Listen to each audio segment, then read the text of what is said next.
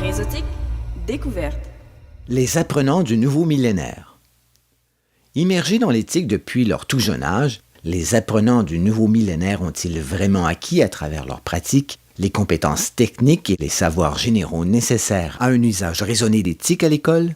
L'acquisition de ces compétences peut-elle se traduire par une amélioration de la réussite scolaire? Une étude de l'OCDE, l'Organisation pour la coopération et le développement économique, effectuée en 2006 et reprise en Corée du Sud en 2009, apporte quelques réponses à ces questions d'actualité, alors que le marché du travail s'attend à accueillir de nouveaux employés proactifs ayant maîtrisé toute la brochette des compétences transversales. Apprendre à apprendre, faire preuve de créativité, d'innovation et d'esprit de collaboration. Le rapport propose d'abord un parallèle entre l'Homo sapiens et son ancêtre, l'Homo sapiens. L'Homo sapiens est connecté alors que son prédécesseur travaille de préférence seul. L'Homo sapiens travaille dans un cadre collaboratif plutôt que compétitif. Il est à l'aise dans un contexte multitâche et capable d'apprentissage non linéaire.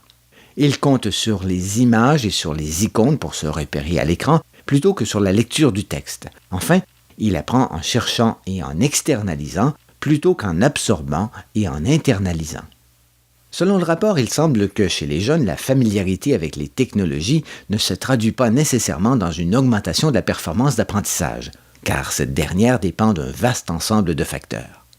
En fait, les adultes attribueraient aux jeunes beaucoup plus de compétences TIC que la majorité de ceux-ci en possèdent réellement. Contrairement aux attentes, c'est dans un usage individuel plutôt que collaboratif que l'utilisation des TIC semble efficace pour apprendre chez ces jeunes.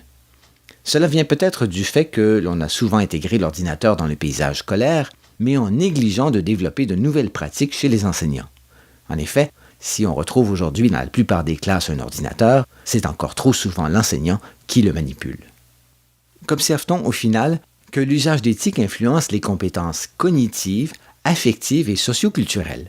Du coup, les auteurs des rapports suggèrent d'intégrer toutes ces compétences dans les programmes de formation et de soutenir leur développement par des activités en classe. Mais quelle est la frontière entre l'apprentissage à l'école, assorti aux devoirs à la maison, et l'acquisition d'un savoir-être pour ces jeunes adultes?